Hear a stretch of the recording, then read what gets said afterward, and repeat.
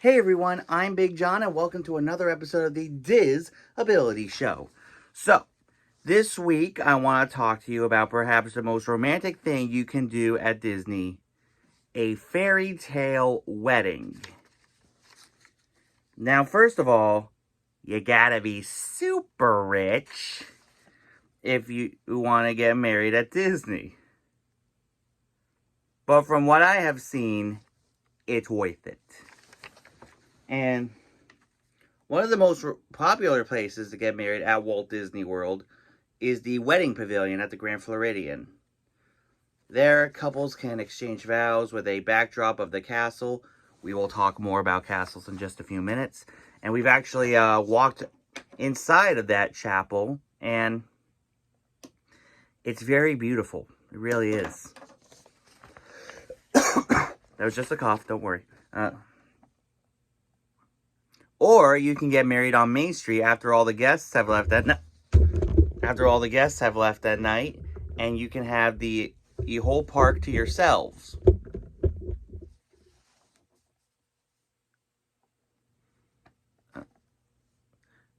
Or even the Wedding Pavilion at Epcot. Also, there is a Wedding Pavilion at the Disneyland Hotel in California. So if you want to get married at Disney, make sure it's at least close to your price range, because you may need a little more. So anyways, that's my tip. As always, if you have any questions on how to do Disney for people with disabilities, let me know in the comments. I'll make sure it gets to a future episode. Now it's time for this week's Top 5. So, Disney has some of the best nighttime entertainment in the world. Not just the Walt Disney World, the human world as well.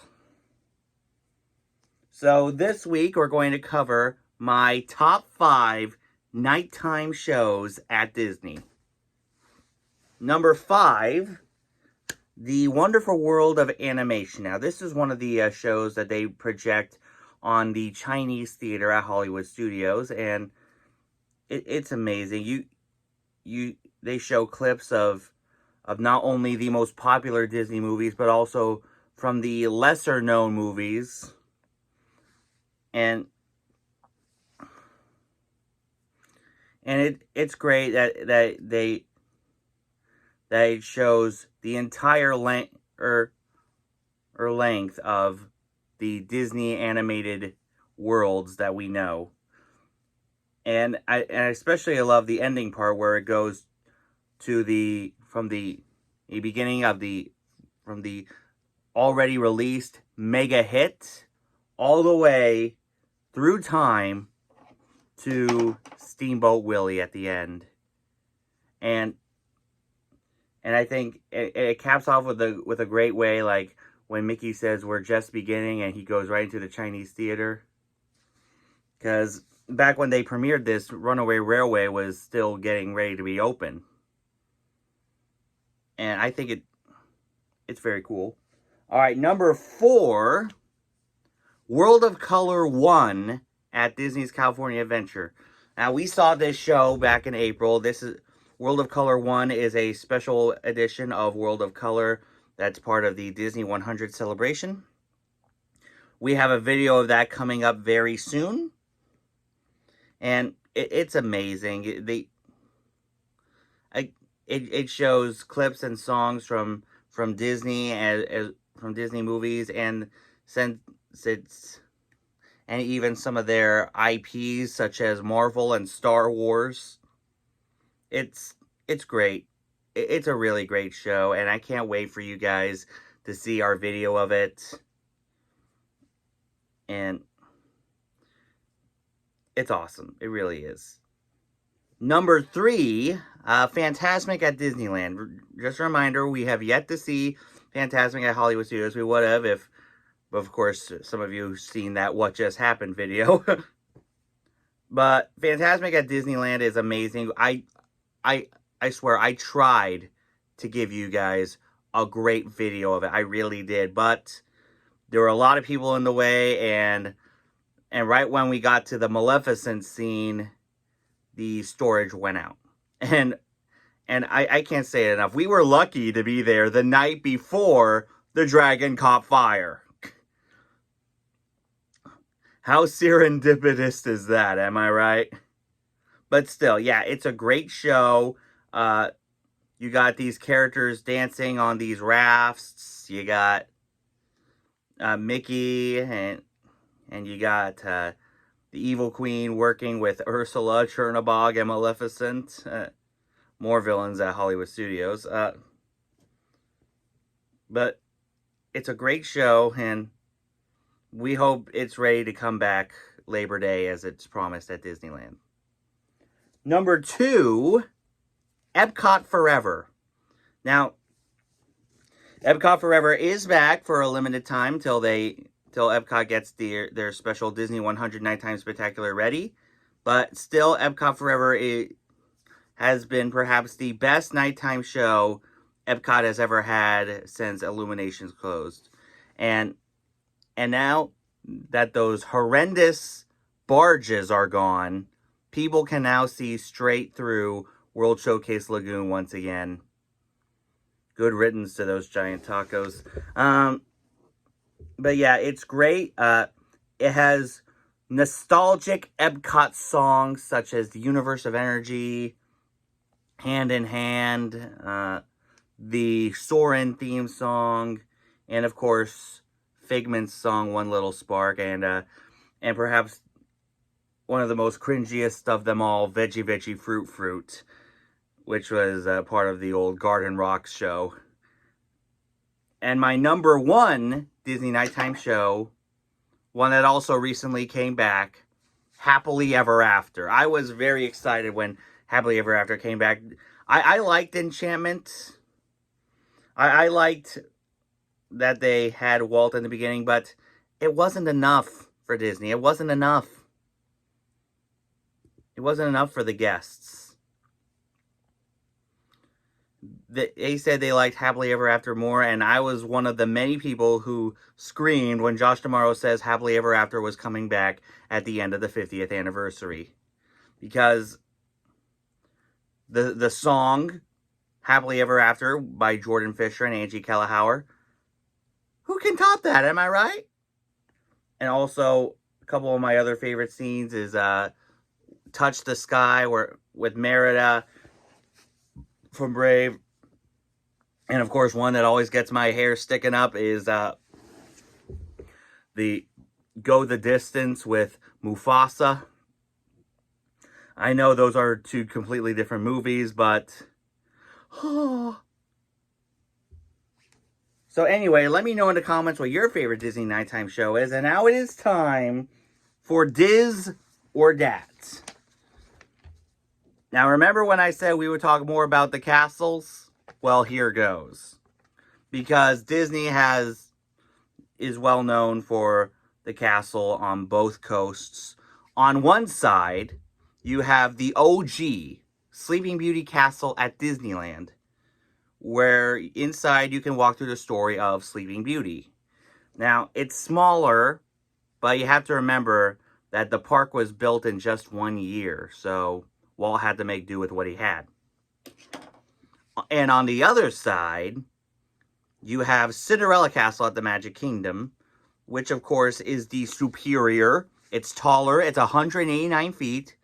It has a fabulous restaurant, Cinderella's Royal Table, where we have eaten at twice, both times during the Christmas seasons.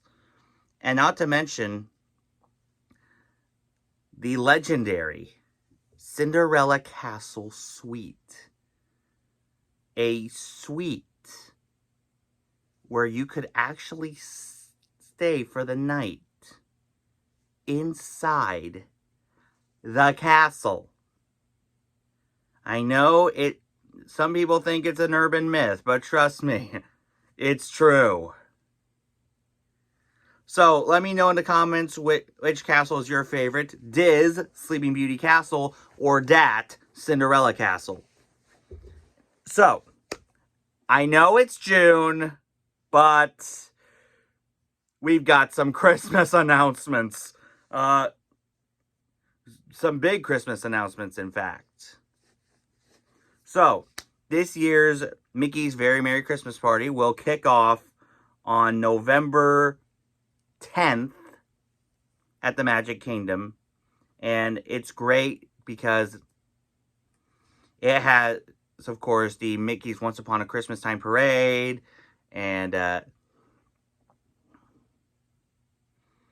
Jungle Cruise turns into the Jingle Cruise, and that's even for the non-party guests as well.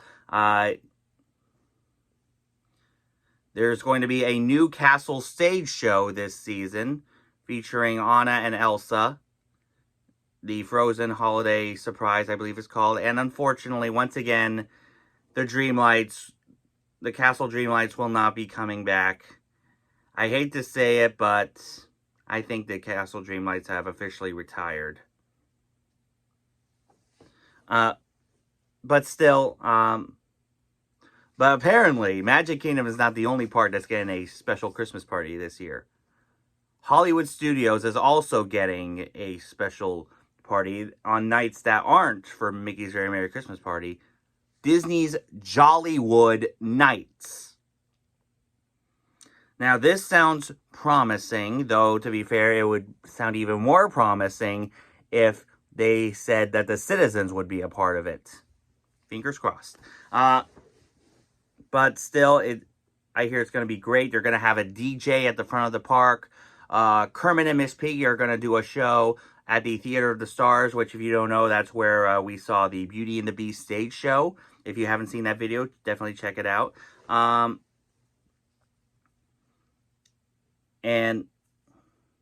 the return of the Jingle Bell, Jingle Bam projection show on the Chinese Theater. Over at Epcot, the Festival of the Holidays will kick off, as it always does, the day after Thanksgiving, November 24th, which means that the Candlelight Processional will be coming back on that day as well as the Holiday Storytellers All Over World Showcase. And Animal Kingdom will be bringing back their Merry Menagerie puppets. The Tree Stroll will be returning to Disney Springs. And projections on the Tower of Terror for Sunset Seasons Greetings will be coming back as well.